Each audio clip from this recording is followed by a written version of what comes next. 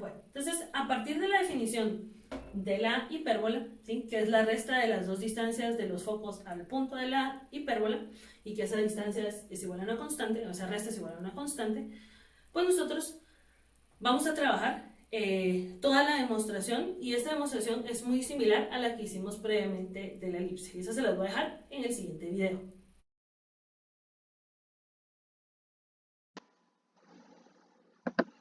Bueno, entonces vamos a partir haciendo la demostración de la ecuación de esta hipérbola, que es una hipérbola que yo llamé horizontal, que es la hipérbola que vemos en la figura.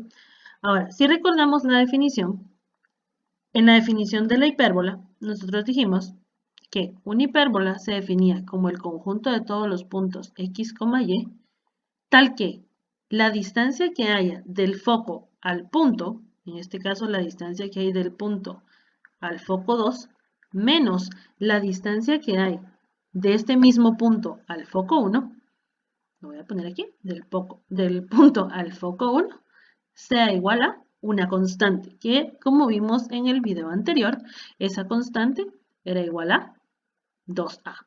Realmente es el valor absoluto de a, aquí porque estoy encontrando un punto de la hipérbola que está del lado derecho, ¿verdad? Pero realmente debería ser el valor absoluto de 2a. Entonces, bajo esto, si nos damos cuenta, la distancia 1 es la distancia que puse en el diagrama en color morado, que es la distancia que hay del foco 2 hasta el punto x, y. Entonces la voy a poner aquí en morado nada más como una referencia para poder encontrar esta distancia. Mientras que la distancia que hay del punto al foco 1 es esta distancia que tenemos del punto al foco número 1, es la distancia amarilla, que es la que voy a estar poniendo en este recuadro amarillo, que no se hizo recuadro, pero ahorita lo hacemos recuadro. Entonces tenemos en este recuadro amarillo. Entonces vamos a partir de la definición de la distancia, y con esta definición de la distancia pues vamos a recordar que la distancia era la raíz cuadrada de y2, voy a ponerlo aquí, d en general, no d en específico para este ejemplo, sino que la distancia en general era la raíz cuadrada de x2 menos x1 al cuadrado más y2 menos y1, todo esto elevado al cuadrado. Y voy a también nombrar algo aquí que va a ser importante, que era la relación que existe entre A, B y C, o la distancia a los vértices, la distancia a los covértices y la distancia a los focos. Y eso también lo demostramos en el video anterior, en donde dijimos que C cuadrado era lo mismo que A cuadrado más B cuadrado, ¿verdad? Bueno, ya cambié los colores, pero ahorita voy a arreglarlos otra vez, que nos quedaría A cuadrado, que es la distancia a los vértices, más B cuadrado, que es la distancia al cuadrado de los covértices, y C era la distancia hacia los focos. Entonces, con esto voy a ir calculando primero la distancia morada, que si nos damos cuenta en esta distancia morada, estaríamos calculando la distancia entre el punto P y la distancia entre el punto donde está el foco, que si nos damos cuenta, y lo voy a hacer aquí arribita, este punto tiene coordenadas menos c en x y 0 en y. Por lo tanto, aquí nos queda x menos c, todo esto elevado al cuadrado, más y menos 0, todo esto elevado al cuadrado. Y esa raíz sería menos la raíz amarilla, que está entre el punto rojo, que es x, y este punto, que es el foco 1, que es el punto que tiene coordenadas c, 0. Entonces aquí nos quedaría menos la raíz de x menos c, o y2 menos y1, más al cuadrado, ¿verdad? Y2 menos, perdón, x2 menos x1 al cuadrado, más y2 menos y1, todo esto elevado al cuadrado, y esto va a ser igual a el valor de 2a. Entonces, al igual que como lo hicimos en la demostración de la elipse, lo primero que vamos a hacer es quitar una de las raíces de este lado y empezar a trabajar con una raíz, elevarla al cuadrado, dejar solo una raíz y volver a elevar al cuadrado. Entonces, por facilidad, voy a arreglar ya lo que está aquí dentro de la raíz morada y nos va a quedar x más c, todo esto al cuadrado, más y cuadrado. Voy a borrarle el exceso. Y esto va a ser igual a 2a más la raíz de todo esto que nos queda aquí, que nos queda x menos c al cuadrado más y cuadrado. Voy a cambiar el amarillo porque ya no lo podemos ver muy bien. Entonces, aquí quedaría esta ecuación. Y al igual que antes, lo primero que voy a hacer es, voy a agarrar toda esta expresión y la voy a elevar al cuadrado. De este lado, elimino la raíz. Así que lo único que nos queda es lo que está dentro de la raíz. Y nos queda x más c al cuadrado más y cuadrado igual a... Aquí hay que tener cuidado porque estoy agarrando toda esta expresión y elevándola al cuadrado. Es decir, es un binomio elevado al cuadrado que me dice primero al cuadrado, 4a cuadrado, más 2 veces el primero por el segundo. Entonces nos quedaría 4a por la raíz de x menos c al cuadrado más y cuadrado, más el segundo término elevado al cuadrado, que hace que obviamente eliminemos nosotros la raíz y nos quede nada más x menos c al cuadrado más y cuadrado. ¿Sí? Antes de seguir, nos podemos dar cuenta ya aquí que podemos eliminar ciertos términos. Dentro de estos términos que podemos eliminar el y cuadrado con el y cuadrado o restamos de ambos lados y cuadrado, como lo queramos ver. Y pues nada, solo eso. De este lado voy a desarrollar el binomio para que nos quede x al cuadrado más 2xc más c cuadrado igual a. Y de este lado azul pues nos queda 4a cuadrado más 4a. Copio toda esta raíz. Si quieren desarrollarlo de adentro, lo voy a ir copiando nada más. X menos c al cuadrado más y cuadrado. Más desarrollo este otro binomio que nos quedaría x al cuadrado menos 2xc más c cuadrado. Entonces, al tener esto, puedo volver a eliminar ciertos términos, x cuadrado con x cuadrado, c cuadrado con c cuadrado.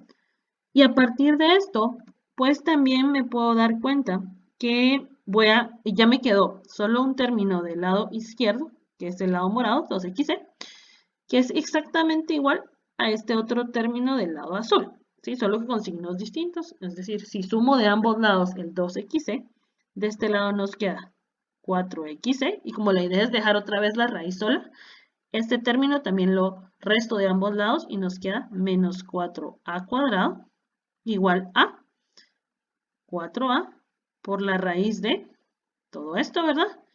X menos c al cuadrado más y cuadrado. Es decir, los dos términos que subrayé en morado, lo sumé o lo resté del otro lado, lo sumé o lo resté de toda la ecuación y por eso es que se van entre comillas al otro lado, ¿verdad? Aquí podríamos de un solo elevar al cuadrado, pero me doy cuenta que los dos términos tienen en común 4. Entonces voy a hacer algo antes de seguir. Voy a agarrar toda mi ecuación y la voy a dividir dentro de 4. Entonces si divido todo esto dentro de 4, aquí nos queda xc menos a cuadrado es igual a solamente a, ¿verdad? Por la raíz de todo esto. X menos c cuadrado más y cuadrado. Hacemos exactamente lo mismo. Elevamos la raíz. Ojo que esta es una A que parece un 9, pero realmente es una A. Entonces la voy a corregir un poquito más así. A. Elevo todo al cuadrado. De este lado nos vuelve a quedar un binomio. Por lo tanto nos queda x al cuadrado c cuadrado menos 2 veces el primero por el segundo. 2xc a cuadrado igual, más el segundo al cuadrado que nos quedaría a la cuarta igual a cuadrado por, elimino la raíz, ¿verdad? Entonces nos queda todo esto. X menos c al cuadrado más y cuadrado. Entonces al operar todo esto, pues nos queda x cuadrado c cuadrado menos 2xc a cuadrado más a la cuarta. Igual, hago propiedad distributiva. Incluso aquí ya pude haber desarrollado lo de adentro de la... voy a desarrollarlo de este lado en otro color, solo para no tener que dibujar otra línea. Desarrollando todo esto sería x al cuadrado menos 2xc más c cuadrado más y cuadrado, ¿verdad? Pero esto es solo lo del paréntesis, hay que multiplicarlo con a y nos queda a cuadrado x al cuadrado menos 2a cuadrado xc más a cuadrado c cuadrado más a cuadrado y cuadrado. Entonces, ya al reescribir esta línea, solo me voy a mover otro poquito más, puedo volver a eliminar ciertos términos que aparecen aquí. Por ejemplo, 2xc al cuadrado con el 2a cuadrado xc. Es exactamente lo mismo, solo hay que usar propiedad conmutativa. Y básicamente nada más, ya no puedo hacer nada. Y ahora aquí voy a eliminar ese c, pero lo voy a eliminar por medio de la relación pitagórica que se daba en la hipérbola, que si recordamos del rectángulo auxiliar, nosotros teníamos que la hipotenusa era justamente c. Este pedazo de aquí abajo, que era el que estaba asociado con el lado A, o los vértices, y el lado verde, que es el que tienen aquí, ya se hizo un triángulo extraño, que es B, ¿sí? Y la relación pitagórica nos decía que c cuadrado es igual a cuadrado más b cuadrado, ¿sí? Y esta relación pitagórica es la que yo voy a sustituir en todos los valores de c que me aparecen en la expresión de arriba. Entonces me va a quedar x al cuadrado multiplicado por a cuadrado más b cuadrado. Todo esto más a la cuarta, dense en cuenta que voy todavía por este lado de aquí, igual a, aquí solo copio, a cuadrado x al cuadrado más a cuadrado, y aquí me vuelve a aparecer, ya voy por aquí, ¿verdad? Me vuelve a aparecer el valor de c. Entonces lo cambio por a cuadrado más b cuadrado, y todo esto más a cuadrado y cuadrado. ¿Sí? Entonces voy a hacer propiedad distributiva entre ese paréntesis morado y los azules, y entonces aquí me va a quedar x cuadrado a cuadrado más x cuadrado b cuadrado más a la 4 igual a cuadrado x cuadrado más a la cuarta más a cuadrado b cuadrado más a cuadrado y cuadrado. Ahí vuelvo a tener términos que son semejantes que puedo eliminar. Por ejemplo, este a la cuarta con este a la cuarta, o resto de ambos lados a la cuarta. Y también puedo eliminar el x cuadrado a cuadrado y x cuadrado a cuadrado. ¿No? Y al igual que en la demostración de la elipse, voy a dejar las variables de un lado y todo lo que no tenga una variable del otro, de forma que aquí me va a quedar x cuadrado b cuadrado, porque este era el que ya estaba de este lado, y voy a restar de ambos lados este término. Entonces aquí nos va a quedar menos a cuadrado y cuadrado, y todo esto va a ser igual al único término, perdón, que quedó de este lado, que es a cuadrado b cuadrado. Entonces con este término a cuadrado b cuadrado voy a agarrar toda mi ecuación y la voy a dividir dentro de este valor. Entonces agarro toda mi ecuación y divido dentro de a cuadrado b cuadrado, porque al igual que en el caso de la elipse, esta ecuación queda siempre igualada a 1. Y entonces, ¿qué nos va a quedar aquí? Lo voy a poner con pasos, x cuadrado b cuadrado sobre a cuadrado b cuadrado, ¿verdad? Menos a cuadrado y cuadrado dividido a cuadrado b cuadrado, ¿sí? Y esto va a ser igual a, y lo voy a escribir así para que se vea mejor, a cuadrado b cuadrado sobre a cuadrado b cuadrado. Si me doy cuenta aquí, vuelvo a eliminar ciertos términos, esta b con esta b, esta a con esta a, y esto se hace 1, y entonces lo único que queda de toda la ecuación es x cuadrado sobre a cuadrado menos y cuadrado sobre b cuadrado igual a 1. ¿Sí? Que esta es la ecuación canónica, voy a poner aquí, la ecuación canónica, ¿no? Para una hipérbola que abre hacia los lados, o lo que yo llamé como una hipérbola horizontal, que tiene como característica que su centro es 0,0. Lo importante de esta ecuación es que aquí ya no nos importa quién es más grande, quién es más pequeño, como en el caso de la elipse. Aquí lo que nos importa es quién tiene el signo menos antes. Y como el signo menos lo tiene antes la y, por eso es que decimos que nuestras elipses abren de forma horizontal. ¿Sí? Entonces, aquí ya queda demostrada la ecuación, y con esta ecuación podemos concluir o podemos obtener las otras ecuaciones cuando la x al cuadrado sea negativa, o sea, una hipérbola vertical, y también podemos obtener cuando tengamos concentro en h, k.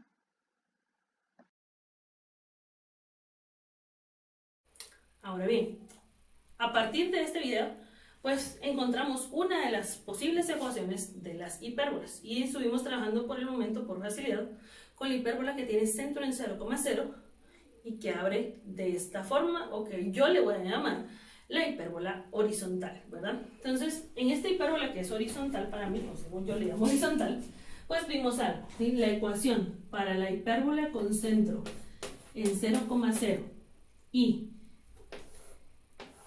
que tiene esta forma, pues dijimos que era x al cuadrado sobre a cuadrado menos y cuadrado sobre b cuadrado igual a 1.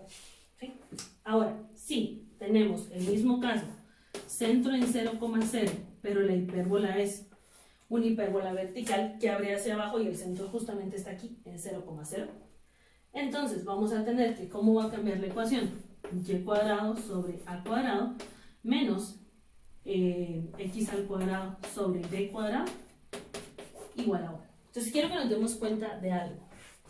La diferencia con la elipse, pues primero es este signo menos. Y justamente adelante de aquí en este signo menos, la variable que esté después de este signo menos es la que va a determinar si la hipérbola es una hipérbola horizontal o si la hipérbola con la que estoy trabajando es una hipérbola vertical. ¿Sí? Aquí tenemos menos x al cuadrado, entonces está la x después, vamos a saber que la hipérbola es arriba y hacia abajo, como lo tenemos aquí. Eso es como que el tip para poder identificarlos. Ahora, si el centro no es 0,0, sino que el centro está en h, k, pues vamos a hacer lo siguiente.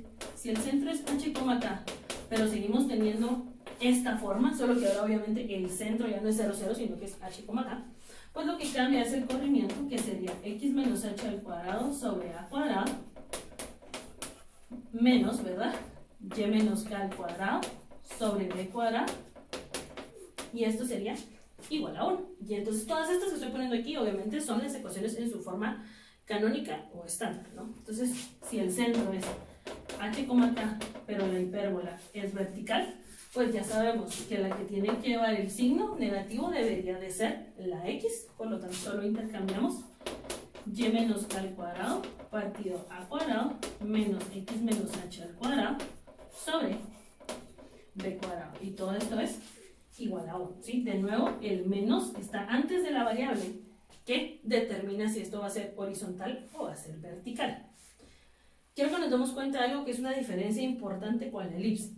Aquí no importa quién sea más grande o quién sea más pequeño. Da exactamente lo mismo que A sea más grande que B, o que B sea más grande que A, o que incluso la A y B sean iguales, ¿sí? Lo que nos interesa es que lo que hay en medio de estos signos sea un signo menos, lo que hay en medio de estas expresiones sea un signo menos, y lo que esté de este lado sea el 1. Entonces, con eso es lo que me ayuda a identificar en la forma canónica o estándar las diferentes hipérbolas. Ahora, también me pueden dar las hipérbolas en la forma general. En la forma general vamos a tener nuestro polinomio de dos variables de segundo grado que tenía esta forma: ax al cuadrado más by cuadrado más cx más dy más e igual a 0. Esto ya lo hemos visto varias veces, con a, b, c, d y e siendo números reales. Y para nosotros poder identificar aquí que estamos trabajando por una hipérbola, pues pasa algo, ¿sí? Pasa que este valor que acompaña al x al cuadrado y el valor que acompaña al y cuadrado son ambos valores, pueden ser iguales o diferentes, eso no nos importa, pero lo que tiene que cambiar es que los signos sean distintos, ¿sí? Puede darse el caso, para poder definir que esto es una hipérbola, que a sea positivo y que b sea negativo. Eso puede ser un posible caso. El otro caso podría ser que a sea negativo y que b sea positivo. Esa sería la forma más fácil de identificar a través de este polinomio de grado 2, de dos variables, que nosotros estamos trabajando con una hipérbola. Si nosotros nos recordamos para hablar de la elipse, o cuando nosotros hablamos de la elipse, viéndola en su forma general, nosotros podíamos identificar siempre y cuando estos dos valores de a y b fueran positivos y fueran diferentes. Ahí fue donde dijimos que para la elipse tenemos que tanto a como b tienen que ser positivos y que a tiene que ser distinto de b. Esa era la condición para la elipse. Entonces teníamos aquí, para la hipérbola es esta condición, para la elipse es esta condición. También lo vimos para la parábola, y aquí vamos a ir recordando también un poco todo, que en el caso de la parábola, nosotros teníamos que, para la parábola, solamente una de las variables debía estar elevada al cuadrado, que en estos casos puede ser la a o la b, y eso va a depender si la parábola es hacia arriba, hacia abajo, a la derecha o a la izquierda, ¿verdad? Entonces podríamos tener, en el caso de la parábola, que a fuera 0 y que b fuera 0, distinto de 0. Esto era un caso. Des en cuenta que aquí si hacemos a0, este término desaparece y solo queda todo en términos de y. Por lo tanto me va a dar parábolas que van hacia los lados, ¿verdad? Podríamos tener el otro caso, que b sea igual a 0 y que a sea distinto de 0. Que cuando tenemos este caso, pues desaparece este término y solo nos queda x al cuadrado y nos puede dar parábolas hacia arriba o parábolas hacia abajo. También teníamos el caso de la circunferencia, ¿verdad? Circunferencia. Que en el caso de la circunferencia, la característica estaba en que tanto a como b, que a sea exactamente igual a b y que a y b sean distintos de 0. Entonces, si yo tengo aquí 5 y 5, eso ya me da un indicio que lo que puede que yo tenga ahí sea una circunferencia, aunque hay que tener cuidado. Ahí revisan el video de la circunferencia, porque hay casos que a pesar que son iguales, puede ser que cuando hagamos la completación y todo lo demás nos quede aquí un número relativo, o sea, esa cosa no existe, o que hagamos la completación y nos quede 0, entonces estamos hablando de un punto, o la cónica generada que representaría el punto. Y por último, tenemos ¿sí? a la recta, que a la recta es cuando simplemente la a y la b no están, o bien cuando yo digo que a es igual a b y es igual a 0. O sea, aquí estos dos términos desaparecen y lo único que nos queda es cx más de y igual a 0. Y básicamente con esta ecuación o este polinomio de grado 2 de dos variables, yo puedo definir cualquiera de todas las cónicas que hemos visto, incluido el punto, porque el punto entra aquí con a y b siendo 0. Y básicamente con esto ya tenemos las diferentes formas en las que podemos trabajar las hipérbolas. Recuérdense que todas estas formas de aquí y estas formas de aquí son las que reciben el nombre de las formas canónicas o estándar de las hipérbolas. Y con estas formas canónicas estándar, pues si las desarrollamos el binomio, sacamos denominador común, etc., pues sin ningún problema nosotros podemos caer a la forma general. Solo es cuestión de un poco de álgebra y llevarla de aquí para allá. Y lo mismo al revés, si la quiero llevar de la forma general a las formas canónicas, es completación de cuadrados, y a partir de la completación de cuadrados caemos a estas formas. Se nota que es al revés. Queremos llevar de esto a estos cuadrados perfectos. Y en la otra forma, pasar de la canónica a la forma general, queremos desarrollar los binomios, algebrita y llegar a este punto. Y con eso ahí concluimos toda la parte teórica por el momento de lo que serían las hipérbolas.